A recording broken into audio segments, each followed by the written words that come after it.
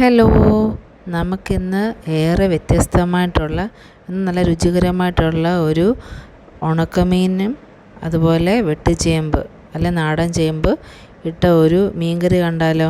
ഇത് വളരെ രുചികരമായിട്ടുള്ള ഒരു കറിയാണിത്. അപ്പോൾ ഇത് നമ്മൾ വെട്ടിച്ചേമ്പെന്നും നാടൻ ചേമ്പെന്നും ഒക്കെ പറയും, ചീമച്ചേമ്പെന്നും പറയും. അപ്പോൾ ഇതുകൊണ്ട് നമുക്ക് ഒരു കറി കാണാം. അപ്പോൾ നമ്മൾ എടുത്തിരിക്കുന്ന ഉണക്ക അയലയാണ്. ആ അയല നമ്മൾ നന്നായിട്ട് കഴുകി എടുത്തിട്ടുണ്ട്. ഉപ്പ് നമ്മൾ കുറച്ച് അധികം നേരം ഇത് വെള്ളത്തിലിട്ട് അതിൻ്റെ ഉപ്പൊക്കെ അത്യാവശ്യം കളഞ്ഞിട്ടുണ്ട്. ഇതിലേക്ക് നമ്മുടെ വെട്ടുചേമ്പ് നന്നായിട്ട് അതിൻ്റെ തൊലിയെല്ലാം കളഞ്ഞ് നല്ലതായിട്ട് കഴുകി അതിങ്ങനെ ചെറിയ ക്യൂബായിട്ട് അരിഞ്ഞെടുത്തതാണ്. ഇത് നമ്മൾ ഈ അയല കഷ്ണത്തിലേക്ക് ഇട്ട് കൊടുക്കുവാണ്. ഇനി നമ്മൾ ഇതിലേക്ക് കുറച്ച് ഇഞ്ചി ചേർത്ത് കൊടുക്കുന്നുണ്ട്. ഒത്തിരി ഇഞ്ചി വേണ്ട, നമുക്ക് ടേസ്റ്റിന് ആവശ്യത്തിനുള്ള കുറച്ച് ഇഞ്ചി മതി. അതിനോടൊപ്പം തന്നെ കുറച്ച് ചെറിയ ഉള്ളി ഇതുപോലെ ചെറുതായിട്ട് അരിഞ്ഞതും കൂടെ ഇട്ട് കൊടുക്കുന്നുണ്ട്. പിന്നെ നമ്മൾ എരിവിന് ആവശ്യത്തിനുള്ള പച്ചമുളക് കൂടി ചേർത്ത് കൊടുക്കുന്നുണ്ട്. ഒത്തിരി പച്ചമുളക് വേണ്ട, കാരണം നമ്മളിതിലേക്ക് മുളക് പൊടി ചേർക്കുന്നുണ്ട് തന്നെ 2-3 പച്ചമുളക് ഇട്ട് കൊടുക്കുന്നുണ്ട്. പിന്നെ നമ്മളിവിടെ കുറച്ച് പുളി, 3 കഷ്ണം പുളി, ചെറിയ കഷ്ണം പുളി നന്നായിട്ട് കഴുകിയെടുത്ത് മാറ്റി വെക്കുന്നുണ്ട്. അത് നമ്മുടെ ഈ കറി ഒന്ന് തിളച്ചിട്ട് മാത്രമേ നമ്മൾ പുളി ഇട്ട് കൊടുക്കുന്നുള്ളൂ. ഇപ്പം നമ്മൾ പുളി ചേർത്ത് കൊടുക്കുന്നില്ല. ഇനി നമ്മൾ കുറച്ച് മഞ്ഞൾപ്പൊടി ഇട്ട് കൊടുക്കുന്നുണ്ട്. നമ്മൾ പച്ചമുളക് ഇട്ടുകൊണ്ട് തന്നെ ഒത്തിരി മുളക് പൊടി ആവശ്യമില്ല.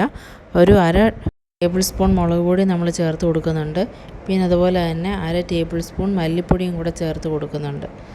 അപ്പോൾ ഇത്രയും പൊടികളാണ് നമ്മൾ ഇതിനകത്ത് ഉപയോഗിച്ചിരിക്കുന്നത്. ഇനി നമ്മൾ കറിവേപ്പില ഇതിനകത്ത് ഒരു തണ്ട് ഇട്ട് കൊടുക്കുന്നുണ്ട്. നമ്മളിതിലേക്ക് ഉപ്പ് ചേർക്കുന്നില്ല, കാരണം നമ്മൾ എടുത്തിരിക്കുന്ന മീനിൽ അത്യാവശ്യം ഉപ്പുണ്ട്. അപ്പോൾ നമ്മളിതിൽ പ്രത്യേകിച്ച് ഉപ്പ് ചേർത്ത് കൊടുക്കേണ്ട ആവശ്യമില്ല. ഇനി നമ്മളിതിലേക്ക് കുറച്ച് വെള്ളം ചേർത്ത് കൊടുക്കണം. നമ്മളിട്ടിരിക്കുന്ന ചേമ്പും അതുപോലെ തന്നെ മീനും വേകാൻ ആവശ്യത്തിനുള്ള വെള്ളം നമ്മളിവിടെ ചേർത്ത് കൊടുക്കുന്നുണ്ട്. കാരണം ഈ വെള്ളത്തിലാണ് നമ്മുടെ ചേമ്പും അതുപോലെ തന്നെ മീനും നന്നായിട്ട് വെന്ത് പറ്റി വരേണ്ടത്. അതിനുശേഷമാണ് നമ്മൾ തേങ്ങ അരപ്പൊക്കെ ചേർക്കുന്നത്. പുളിയും നമ്മളിത് തിളച്ച ശേഷമാണ് ചേർത്ത് കൊടുക്കുന്നത്. അപ്പോൾ ഇത്ര ഇട്ടിട്ട് നമ്മൾ നന്നായിട്ടൊന്ന് ഇളക്കി നമ്മൾ അടുപ്പിൽ വെച്ച് നന്നായിട്ട് വേവിച്ചെടുക്കണം. നമ്മളിവിടെ എടുത്തിരിക്കുന്ന ചട്ടി നല്ല ചൂട് കട്ടിയുള്ള ചട്ടിയാണ്. അപ്പോൾ ഇത് നമ്മൾ നന്നായിട്ട് ഇളക്കി കൊടുത്തിട്ടുണ്ട്. ഇനി നമ്മൾ ഫ്ലെയിം ഓണാക്കി അടുപ്പിൽ വെച്ചിട്ട് ഇത് നന്നായിട്ടൊന്ന് വേവിച്ചെടുക്കാം. 10 മിനിറ്റ് ആയപ്പോഴത്തേക്കും നമ്മുടെ കറിയൊക്കെ നന്നായിട്ട് തിളച്ച് വന്നിട്ടുണ്ട്. നമ്മൾ ഉപ്പ് ഇതിനകത്ത് പ്രത്യേകം ചേർത്ത് കൊടുക്കുന്നില്ല. ഈ സമയത്താണ് നമ്മളിതിലേക്ക് എടുത്ത് വെച്ചിരിക്കുന്ന 3 കഷ്ണം പുളി ചേർത്ത് കൊടുക്കുന്നത്. അപ്പോൾ നമ്മൾ പുളി ഇട്ടിട്ട് നമ്മൾ വീണ്ടും ഇത് അടച്ച് വെച്ച് കുറച്ച് സമയം കൂടെ വേവിക്കണം.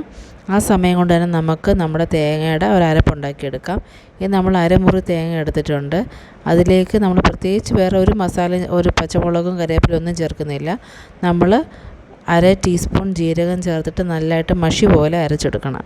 എന്നിട്ട് ഈ കൂട്ടാണ് നമ്മുടെ മീൻ കറിയിലേക്ക് ഇട്ട് കൊടുക്കുന്നത്. ഒരു 20 മിനിറ്റ് ആയപ്പോഴത്തേക്കും നമ്മളുടെ മീൻ നന്നായിട്ട് വെന്തിട്ടുണ്ട്. അതുപോലെ ചേമ്പ് നന്നായിട്ട് വെന്ത് നമ്മുടെ ചാറൊക്കെ നന്നായിട്ട് പറ്റി വന്നിട്ടുണ്ട്. ഈ സമയത്താണ് നമ്മൾ മഷി പോലെ അരച്ച് വെച്ചിരിക്കുന്ന തേങ്ങയുടെ ആ കൂട്ട് ഇതിലേക്ക് ചേർത്ത് കൊടുക്കുന്നത്. തേങ്ങയുടെ കൂട്ട് ചേർത്ത് കൊടുക്കുന്നതിന് മുമ്പ് തന്നെ നമ്മൾ ഫ്ലെയിം ഓഫ് ആക്കണം.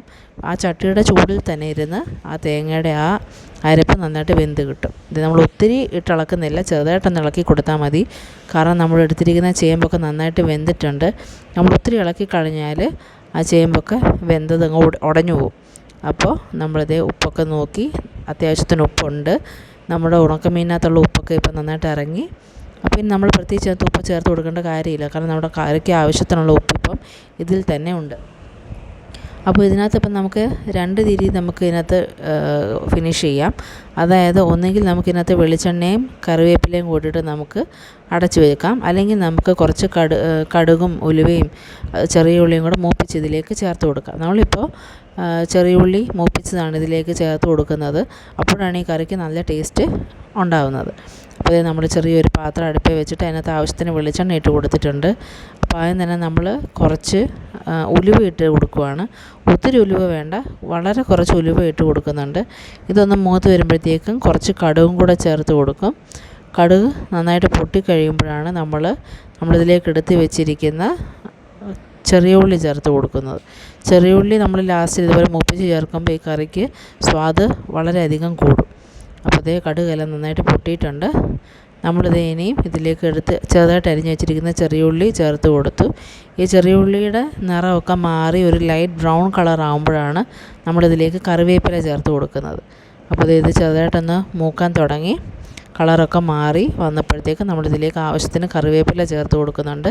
കറിവേപ്പില ചേർത്ത് കൊടുത്ത് ഒരു 10 സെക്കൻഡ് ആകുമ്പോഴത്തേക്ക് നമ്മൾ ഫ്ലെയിം അങ്ങ് ഓഫാക്കും. അല്ലെങ്കിൽ നമ്മുടെ കറിവേപ്പില വല്ലാതെ അങ്ങ് മൂത്ത് പോവും. ആ ഫ്രഷ് ടേസ്റ്റ് നമുക്കിത് കറിക്കകത്ത് കിട്ടത്തില്ല. അപ്പോൾ നമ്മൾ ഫ്ലെയിം ഓഫാക്കി ഇനി നമ്മൾ ഇത് നമ്മുടെ കറിക്കകത്തോട്ട് ചേർത്ത് കൊടുത്തു. എന്നിട്ട് ചെറുതായിട്ടൊന്ന് ഇളക്കി നമ്മൾ അടച്ചു വെക്കും. അപ്പോൾ വളരെ ടേസ്റ്റായിട്ടുള്ള ഒരു കറിയാണിത്. നിങ്ങളെല്ലാവരും വീട്ടിൽ തീർച്ചയായിട്ടും ഒന്ന് ഉണ്ടാക്കി നോക്കണം. അതുപോലെ തന്നെ നമ്മൾ ചേർത്തിരിക്കുന്ന പുളിയുടെ കഷ്ണങ്ങൾ നമ്മൾ ഈ സമയം അങ്ങ് മാറ്റും. കാരണം ഈ കറിക്ക് ആവശ്യത്തിന് ഇപ്പോൾ എരിവും പുളി ഉപ്പും എല്ലാം ഉണ്ട്. ഇനി കൂടുതൽ നേരം പുളി ഇട്ട് കഴിഞ്ഞാൽ ചിലപ്പം കൂടുതൽ പുളിയുടെ ടേസ്റ്റ് ഇറങ്ങാൻ സാധ്യത ഉള്ളതുകൊണ്ട് തന്നെ നമ്മൾ ഇട്ടിരുന്ന ആ 3 കഷ്ണം പുളി നമ്മൾ മാറ്റി. അപ്പോൾ നമ്മുടെ കറി ഇവിടെ തയ്യാറായി കഴിഞ്ഞു. വളരെ രുചികരമായിട്ടുള്ളൊരു കറിയാണ്. ചോറിൻ്റെ കൂടെയൊക്കെ കഴിക്കാൻ നല്ല കറിയാണിത്. വേറൊരു കൂട്ടാനും വേണ്ട. അപ്പോൾ തീർച്ചയായിട്ടും നിങ്ങളെല്ലാവരും ഇത് ട്രൈ ചെയ്ത് നോക്കണം. അടുത്ത വീഡിയോയിൽ കാണാം. താങ്ക്